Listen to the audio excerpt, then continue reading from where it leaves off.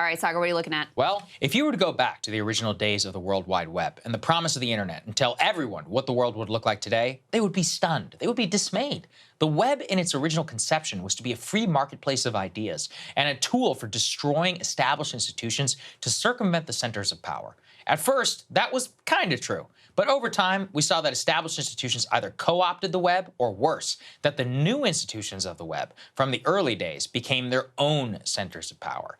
The Googles, the Facebooks, the Microsofts, the Apples, the Amazons, they replaced the original major institutions. They became behemoths in their own right, touching the lives of almost every American citizen, and often the lives of almost every citizen of every developed country on the globe.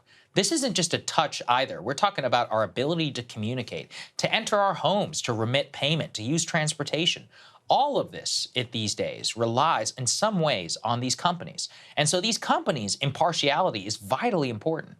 For the first 2 decades or so, their existence, it really wasn't even an issue. It wasn't thought of. They seemed to just be utilities. Your ability to be a customer of Apple or Amazon or Google didn't have anything to do with your social or your political views.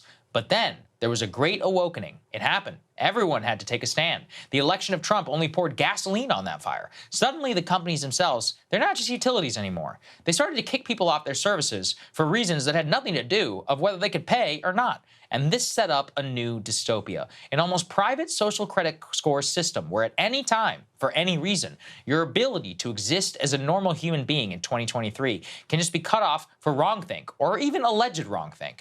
The latest example is so crazy, it is almost difficult to even wrap your head around. It revolves around a Baltimore man's recent experience with Amazon. Brandon Jackson, he's a Baltimore resident who on May 25th found himself in a weird predicament. He couldn't log in to his Amazon account. And it wasn't just a nuisance. The issue was his Amazon account was linked to his smart home devices. It was run by the Alexa system. No Amazon, no smart home.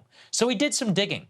It appeared he had received an email the day before from Amazon from an executive asking him to call the company. He was mystified. Since when do you need to call Amazon? It almost seemed like a prank or a phishing scam.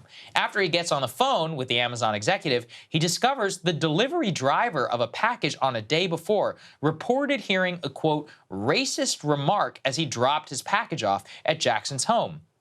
Now, it's important to understand a few things here. Number one, Jackson himself is a black man. Number two, he was living in a Baltimore neighborhood, also predominantly black. Number three, most important of all, Jackson was literally not at home, nor was anyone else in his household at the time of the delivery and alleged incident. Luckily, he was actually able to gain access through a third party to his smart home doorbell footage, and he verified that the automated response after delivery driver rang the bell was, quote, excuse me, can I help you? The driver reported the remark, was also wearing headphones at the time of the incident. Jackson believed that he somehow had misheard it while wearing those headphones. Jackson compiled multiple video angles from directions to verify nothing had occurred, and he submitted this evidence to Amazon. But he had to wait days before his account was restored. All of this was verified by YouTuber Luis Rossmann. Now, the company did not even apologize to him. They did not acknowledge any fault, quite literally rendering his entire system useless that he used to run his home. Now, I know that people out there who can't even get into their house without Alexa or can't even use their TV. What would they do? And for what?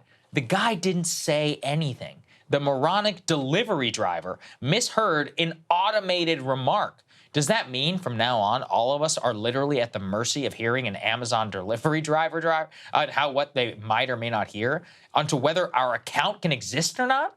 It's easy to say, yeah, this guy's an idiot. Why is he relying entirely on Amazon for his house? But realistically, how many options do you really have out there for a smart doorbell that's easy to use? Sure, you can use your own, you can do your own research, you could rig everything up locally. Who has the expertise and the time, the money to do that? Or take Smart Home and Amazon out of it. What is about your iMessage account for if you use an iPhone, your Gmail account, or your Google Drive, or your Microsoft account that you may use for your business? All of us, it seems, are simply one fake accusation away from being cut off from a vital part of our lives or our business. The world really saw how precarious this all was after January 6th. You can hate what happened. You can still be alarmed, though, that Parler, a social media site we now know was not really central at all to planning the January 6th attack, was simultaneously nuked from the Apple App Store and basically removed from Amazon Web Services. Prior to that incident, most people didn't even know that was possible. Amazon Web Services was like a utility, but it's not a utility. because it's not governed by any laws. It's a private company. It can do whatever it wants. Same with the way that our payment processing companies like Visa and MasterCard are. They can simply just not accept you as a customer if they don't want to. And right now, their services have been pulled mostly from fringe actors. But that's just how it starts. The architecture for a private social credit score system, it's already here. You can be locked out of your phone and your smart home, your bank, and you will have no right or recourse to contest what happens to you. In many ways, you actually have more rights when you are accused by the government than you do when you're threatened by the might of corporate power in this country. In the meantime, remember, anytime you willingly sign up for any of these services, you're signing up for something else too. That's the iron hand of fake justice in the event should you ever be accused. How crazy is this? He didn't even say anything. The story is so wild. He did not. Hey guys, if you like that video, go to breakingpoints.com, become a premium subscriber, and help us build the best independent media organization on the planet. That's right. We're subscriber funded. We're building something new. We want to replace these failing mainstream media organizations. So again, to subscribe, it's breakingpoints.com.